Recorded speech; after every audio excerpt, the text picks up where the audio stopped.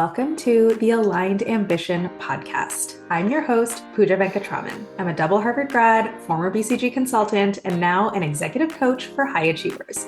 On this podcast, we are going to tackle the 4 key things that you need to figure out in order to live a life of aligned ambition. Those 4 things are stress, productivity, performance, and purpose. We are going to make sure that you're driving your car in the direction that you actually want to go. That is the purpose part. We're also going to make sure that your progress along the road is consistent and effective. That's the productivity and performance part. And we're going to make sure that the fuel you're pouring into your tank isn't so noxious that it's filling your car with fumes and making the whole ride miserable. That is the stress part.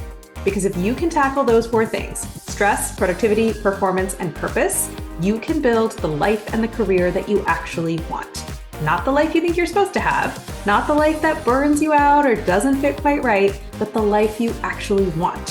One that fulfills your biggest ambitions and unleashes your fullest potential without sacrificing your sanity, your relationships, your authenticity, or your paycheck. A life that feels as good on the inside as it looks on the outside. That's what aligned ambition is all about. Let's get started. Hey guys, today we're talking about how to declare a major in your career, especially if you are a generalist. This is a fear, concern, problem that I see a lot of people, working through, especially if they're coming out of consulting, right? So if you worked in management consulting, you often were a generalist. So you may have worked across a lot of different industries, a lot of different functions, and just done a wide variety of projects. And then people get this feeling, which is a true feeling, that, hey, as I get more senior in my career, I'm going to have to declare a major. I'm going to have to specialize in something and get more specific about what that specialization is, because people don't just keep hiring generalists that are generally good at things and can solve any problems. They start looking for you to have real expertise in marketing or in finance or in consumer tech or whatever it might be, right? So this is a common problem that I see where people that have more of a generalist career earlier on, they start to feel that pressure as they get into their mid career. They're like, I feel should declare a specialty, right? Or declare a major, but I'm not exactly sure what that should be. And I'm not sure how to decide what it would be. I'm not sure how to angle my career towards those things. And I also don't want to close any doors or prematurely make a choice that might not be the right choice. So how do I think about this, right? Declaring a major. So let me talk to you. There's 3 tips that I would give you, or 3 ways to think about it. Tip number 1, stop calling yourself a generalist. Right? When you look at your previous career so far, it's really easy to tell yourself, I've done it all. I've done so many things. And looking forward, I can do so many things. And so then I'm just confused about what major to declare and why would I have credibility to declare it? And are we sure that it's the right major or not? So I would say that label of generalist and that story of I'm a generalist is no longer useful to you when you're trying to declare a major. So instead of calling yourself a generalist and thinking of yourself as a generalist, instead, I want you to look at what are your previous experiences, what are the things you've done, and what are the common themes between them. There's a famous Steve Jobs quote. I think it was Steve Jobs in, a commencement speech that he did, where he talked about, the dots only connect looking backwards. You can only make sense of the common themes and what you were doing when you look backward, but life has to be lived forward. Well, luckily for you, you've already put some dots on the board. You're not starting with a completely blank sheet of paper. There are dots. So this is a perfect time for you to look backward at some of those dots and start connecting them, start seeing what the common themes are. And what you'll realize as you look at the common themes is you're not as general as you think you are. When we say generalist, we imagine oh yeah, I could build a financial model and I could also do a segmentation analysis and I could do cost cutting or I could do growth or I could do maintenance or I could do analytics. I could do anything, right? And you probably can do anything. And you probably have done a wide variety of things, but telling yourself, I can do anything and I have done everything, that story is not helping you in getting clarity and confidence in what your career major should be. So instead of calling yourself a generalist and thinking of yourself that way, I want you to get very, very specific, okay? Because at the end of the day, you have done specific things, right? You could have done anything and you may have done many things, but you've done specific things. And so look at those specific things that you've actually done and see what are the common themes. Connect the dots and look at what is specific, what is kind of coalescing or coming together as you're looking at those different dots on the board. It could be, so naturally people will want to look at industry and function, right? So people will say, oh, I've done work in financial services or I've done a bunch of HR work, right? So people, that's what your brain will want to gravitate towards. Totally fine. You can look at if there's industry themes and functional themes. That's great. But there's other themes you can look for as well. You can look at, have I done a lot of early stage work where the companies are younger and smaller, or the business line or the product that I'm working on is younger and smaller, and we're really assessing the market and figuring out if it's even viable?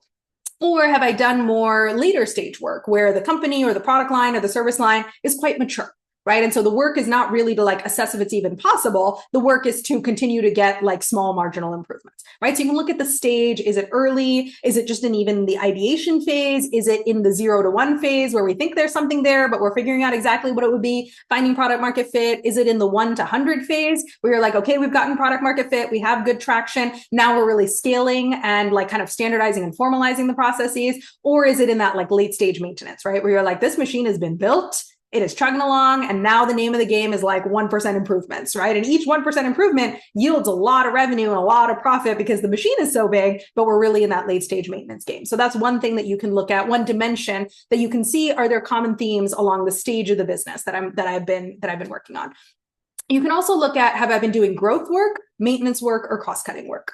Right? Those are pretty different kinds of work. So am I doing like, hey, no matter how big the business is now to start with, are we really focused on growth, growth, growth? We want to get 20% growth. We want to double. We want to find the new product line, the new geography that we want to enter into, the new service offering, whatever it might be, growth. That's what I've really been doing. Or have you been doing maintenance, right? Where it's not about opening up new geographies, new service lines, new products, but it's new channels, whatever it might be. But it's like, let's optimize what we have. We're a consumer goods product. We're already distributing in grocery stores and direct to consumer, and we're just trying to get 5% better pickup, like in the grocery store, right? Whatever it might be.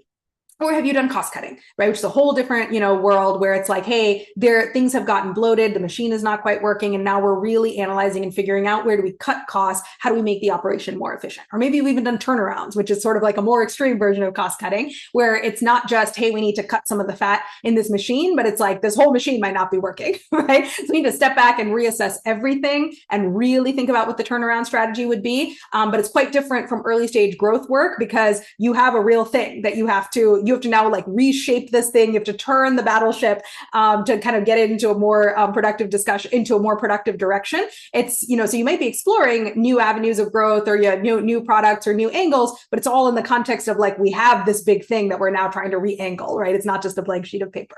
So that's another thing you can think about, is which type of business problem have I been solving? Is it growth? Is it maintenance? Is it cost cutting? Is it turnarounds? You can also look at, where are you on the like ideation to implementation spectrum, right? Have you been all the way in just pure ideation? We're just coming up with ideas, right? Of like, we could do this, we could do that. It's almost like IDEO or one of these design consulting companies where you're just like, we're brainstorming and there's Post-its and there's no wrong answers. And we're generating lots of ideas, right? Which you can ideate for anything, right? You can ideate about a maintenance problem of like, how do I get 1% more margin, in this really established business, right? So it could be late stage or early stage, it could be any industry or function, but you've just been working on the ideation stage of the problem, right? That's one end of the spectrum. And then there's the middle end of like, okay, we've ideated, now we've defined the plan, maybe we're doing some pilots, and now we're like we're implementing, and we're like actually putting things into practice. And then the other end of the spectrum is like deep implementation, right? I've been on projects like this when I was at BCG, where I'm coming in and I'm like, oh, this is like phase 17 of this project.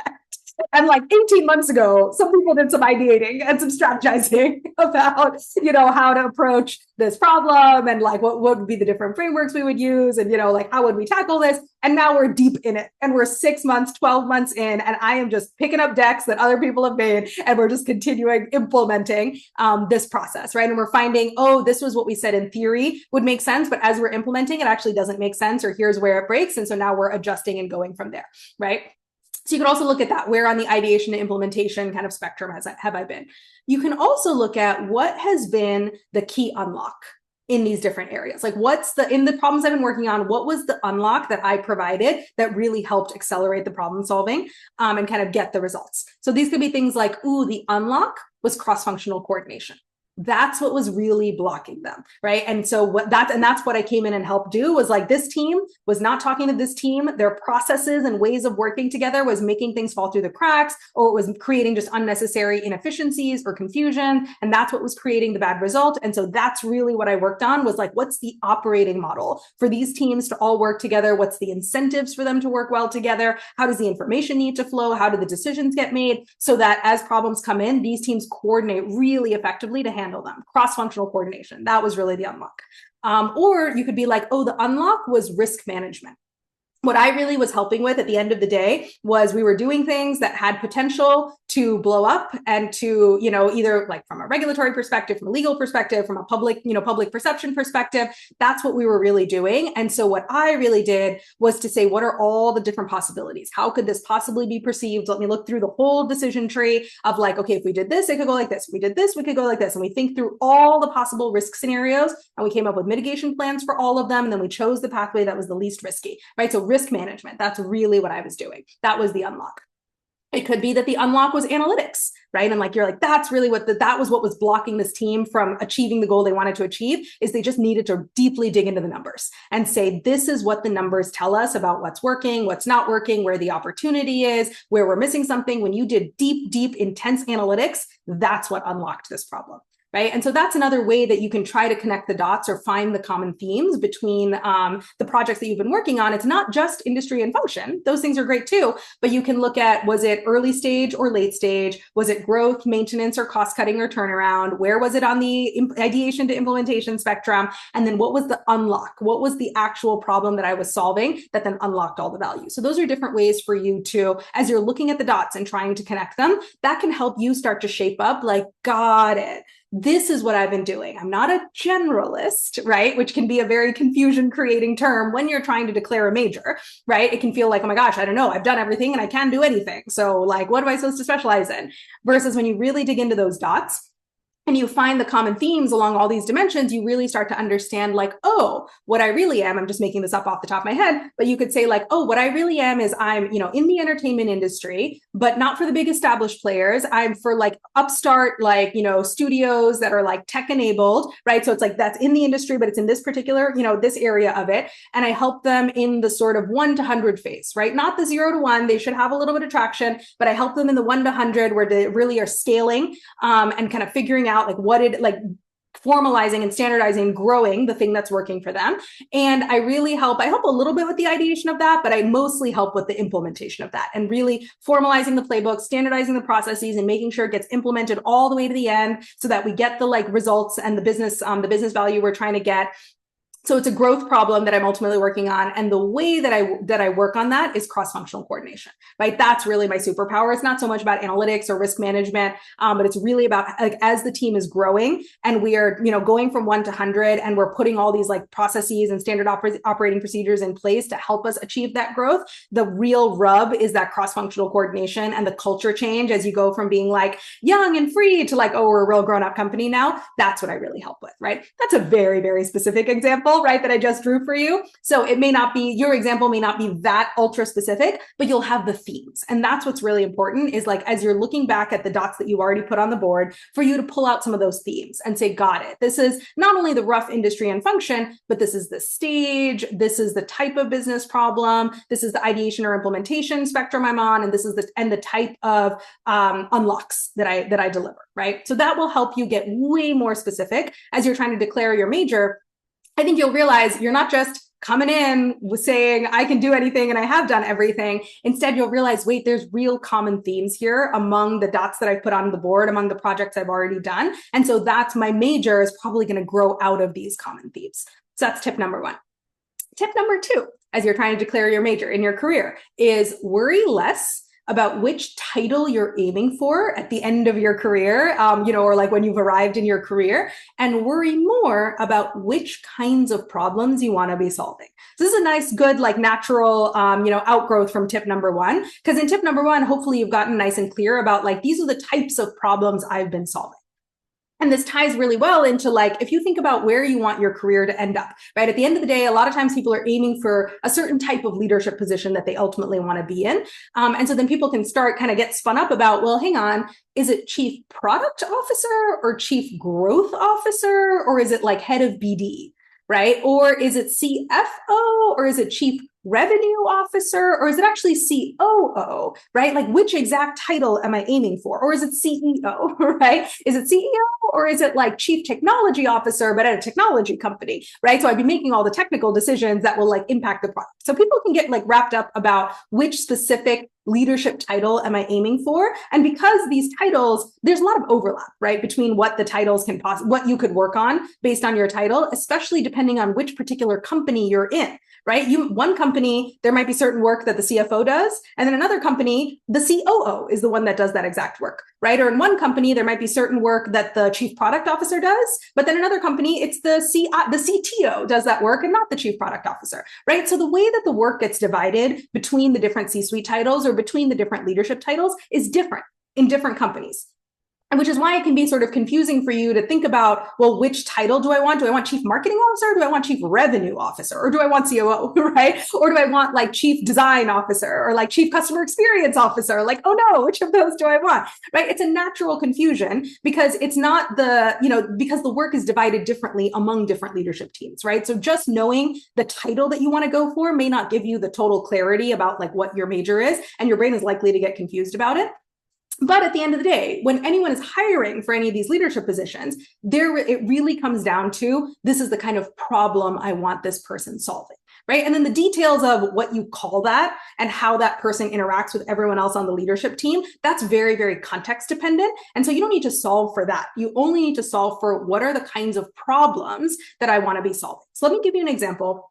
Let's say, for example, you want to be a CFO, right? And that seems straightforward. You would think like, okay, so like I want to be a CFO, so I just got to like do finance stuff, right? And be really good at finance stuff. And that's what will make me a really good CFO. Whereas the reality is when a company is hiring for their CFO, they're going to hire very different people in very different profiles, depending on what are the financial problems that they're looking to solve. There could be one CFO who is hired, and the reason they're hired is we're a fast-growing company. We don't have any of our financial reporting or metrics set up at all, or they're set up in a very slapdash way. And we want the CFO to come in, set up our reporting, set up our metrics, set up our cadences, and bring real discipline to not only our financial reporting, but also to how we use finance analytics to drive our decision-making, right? That's one type of CFO problem that someone could be brought in. A different CFO for a different company could be brought in for, we want to just be an M&A machine. We want to acquire, and like, we just want to be picking up lots of different companies, right? And maybe we'll do a couple of mergers, but like acquire. And maybe we also want to be making a bunch of VC investments, right? That's our whole strategy. That's a totally different kind of CFO, right? Than the one that you would hire to set up your reporting and analytics, the one versus the one who's like an M&A machine and is just there to like pick up and gobble as many companies as possible. Or there might be a third CFO that's doing neither of those things, right? And in this case, they're like, oh, you need to be a CFO in a highly regulated environment, right? There's auditors in the building all the time. There's regulators in the building all the time. This industry has a lot of regulatory complexity. And by the way, if you take one step in the wrong direction, you're gonna get hit with a multi-million-dollar fine. Right? And so that's your purview as the CFO, is you need to manage the financial reporting and all the financial flows in this context of heavy regulatory burden and like high fees if you screw something up.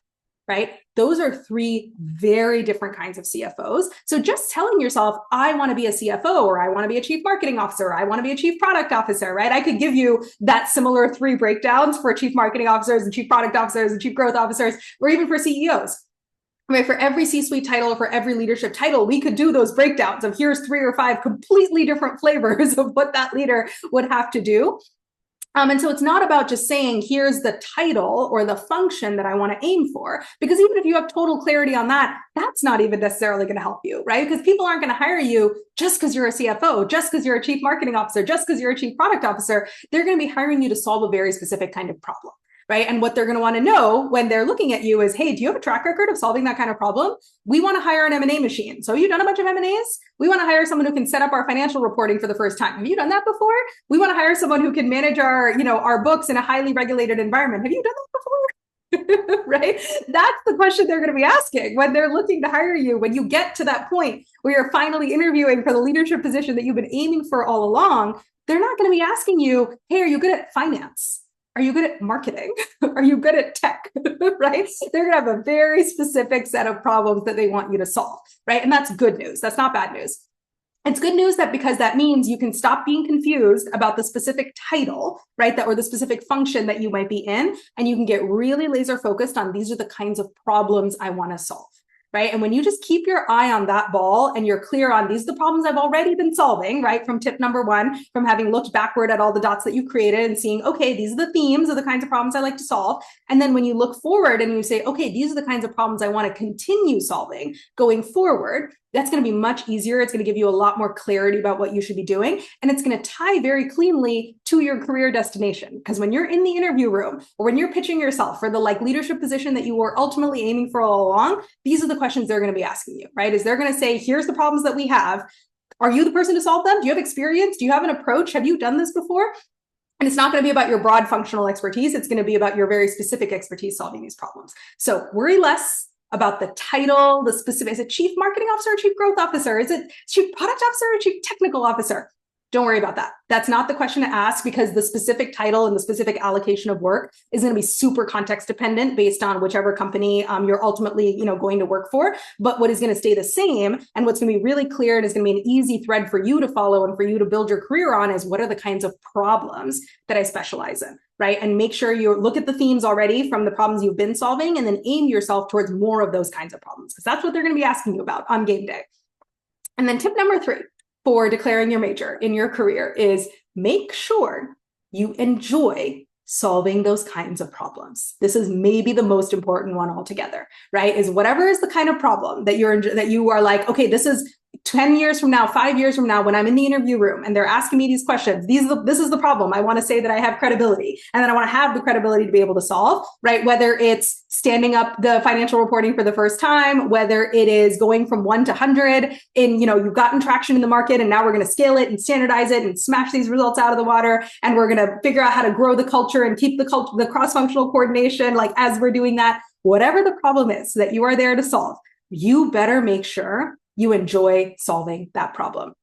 If you've ever worked in consulting, you've probably heard the phrase of getting to partner is like a pie eating contest where the prize is more pie, right? And so if you've ever been an associate partner, it is whatever the title is in other firms, AP is the title at McKinsey. But there's basically this hell period that you go through for a year or two before you get the partner promotion. And it's just, you're flying all over the place and you're working crazy hours, and it is a really, really tough period. And then if you make it and you get the partner promotion, your prize is more of that exact same kind of work. Hence the phrase, getting to partner is like a pie eating contest where the prize is more pie. Right? And this is also true in your career. When you get to your career destination, when you get to the leadership role that you're aiming for, it's a pie eating contest where the prize is more pie, right? They're just gonna be telling you, hey, whatever you've been doing so far, can you do more of that, but at a bigger scale with higher stakes? That's it. That's the prize. At the end of the day, I've really been recognizing this for myself too, in my own business, right? Where it's every marketing and sales problem that I solve, every positioning problem that I solve, as I get better as a coach and I get better as I bring on clients, guess what happens? I have more clients that I need to serve, and I have bigger and bigger marketing and sales problems to solve. That's it. That's all that happens. There's no ribbon ceremony. There's no trophy. There's no pat on the back. There's no just going and existing on the plane of nirvana. If you succeed, the prize is more work of the exact same kind, right? If I grow my business from, 1 level to 3x that level, all I get is bigger marketing problems, bigger sales problems, and bigger coaching delivery problems. That's the prize at the end of the day. If you get promoted from associate partner to partner, the prize is more projects that you have to deal with, more teams you have to deal with, more clients, and now you're also on the hook for selling the projects, even more so than you were before, right? And so the prize, that's your whole career. Your career is a pie eating contest in which the prize is more pie. So you better make sure you love eating this pie. This is really what sustains me in my career, and what I have found for people that are really able to create careers that feel as good on the inside as they look on the outside. It's easy to create a career that looks good on the outside and feels terrible on the inside. Okay. That is really, really simple to do. You can do that without me. You don't need my help to do that. All of society is already conspiring to help you create a career that looks good on the outside and feels terrible on the inside. That's not the hard part. The hard part is creating a career that looks good on the outside and feels good on the inside. Threading that needle is actually really challenging. And I will say, right, for all the high achievers that I know are listening to me, it is really hard to create a career that looks good on the outside, right? I don't want to discount the hard work, the grit, the determination, the intelligence that takes. It is not easy to go to the top schools, work at the top firms, have these amazing promotions, and be at the top of your game. So I don't want to discount how hard that is. And I say that in a glib way because everyone I work with is already doing a really, really great job at that. But it's super, super hard work. But it's actually really easy to do that and feel terrible the whole time. What's really hard is to have that incredible level of success, external success, and to feel good, sustained, purposeful, feel like it is putting energy into your tank and gas into your tank instead of depleting you and not burning you out, right? That is the real trick of having the career and the life that you actually want, is figuring out, how do I have external success and how do I have it be sustaining and meaningful and feel really good on the inside? And I think one of the absolute keys to doing that is picking pie that you like to eat, right? Picking pie that gives you joy and like is meaningful and puts you into flow just for the sake of the work itself. That's how I feel with coaching and with the marketing that I do for my business, because the marketing is just more of me writing and teaching, right? And talking and helping, which is also what I do in coaching. I would do this for free. I would do this all day long. I would do this on the weekend. I would do it in the evening. I would wake up at 4 a.m. and do this. I love this. I love the work itself.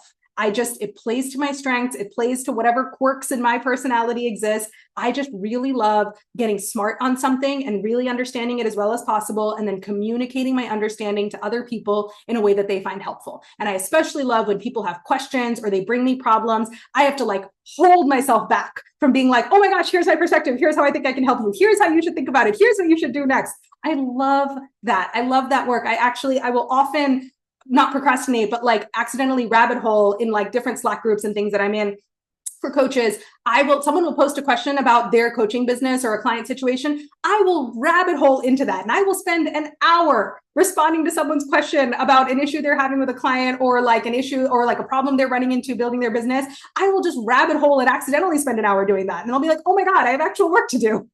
Like, don't do that, right? That's how much I love the work. That's how much I love eating this pie. Is I would eat this pie all day long and all night long for free. Which means that I have a competitive advantage in doing this work and in building my business, right? Because I love the work and I'm really well set up to have both external and internal success, right? External success and internal fulfillment, because I started with this variable: what's the pie I like to eat? What's the kind of work that I inherently enjoy doing that I would like sneak off and do, right? That I would like, oh, there's real work I need to do, but let me quickly respond to this person, how like my perspective on their problem and how what I think they need to do to solve it. I would do that for free. I love doing it. So your whole career is a pie eating contest where the prize is more pie. And so it's very, very important that you enjoy the problem solving that you like to do, the types of problems, the way that you solve them. If you don't enjoy cross-functional coordination and making playbooks that other teams need to follow, and standardizing processes, and then doing the culture and change management as you go from a free-flowing small company to like a grown-up big company. If you don't enjoy that problem, don't set yourself up to solve that problem again and again and again. Because if you succeed in your career solving that problem, people are just going to keep asking you to solve that problem. Right? So find a problem that you really enjoy solving. Look at the dots of the project and the things that you've already done, connect the themes, and don't just look at what are the common themes among these problems, but also look at what are the problems I really enjoy solving, right? If I'm going to get more pie at the end of the day, this is the flavor of pie that I want, because this is the flavor of pie I'd really enjoy eating. And then angle yourself to solving more and more of those problems. Don't worry about the title. Don't worry about exactly how you would fit on the leadership team or any of those things. Just focus on, these are the problems I'm really good at solving and that I really enjoy solving. Because when game day comes and you're interviewing for the leadership position that you've been working for all this time, that's what they're going to be asking you. They're going to be asking you, can you help us solve this kind of problem? And you want to be able to say, yes, I can. I have a lot of thoughts and perspectives. So I'm drawing on a lot of experience of having solved that problem. And by the way, I love this problem. Get me in there. I can't wait to get started. That's how you want to be talking about it. And so that's then what you need to work backward from.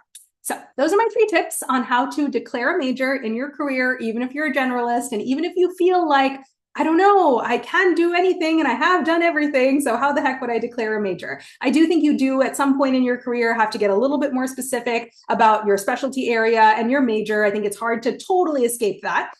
So you're not wrong to feel the pressure to declare a major, but I don't think you have to do that by arbitrarily telling yourself, this is what I have to do. And it doesn't have to be just along industry and function lines. It really has to be along problem lines, right? This is the problem that I like to solve based on the problems I've solved in the past, based on the problems I'd like to solve in the future, and based on the problems I really enjoy solving. So tips for you. And then what I want you to do next, if this has been helpful for you and if it's kind of gotten the wheels turning, but you have follow-up questions and you're like, okay, but for my situation, how would this apply? Or if you want my help actually looking at all the dots in your career, if you're like, hey, Pooja, you did a great job of like articulating some common themes, but I don't know, I'm looking at my dots on the board and I'm having trouble really figuring out what those common themes should be.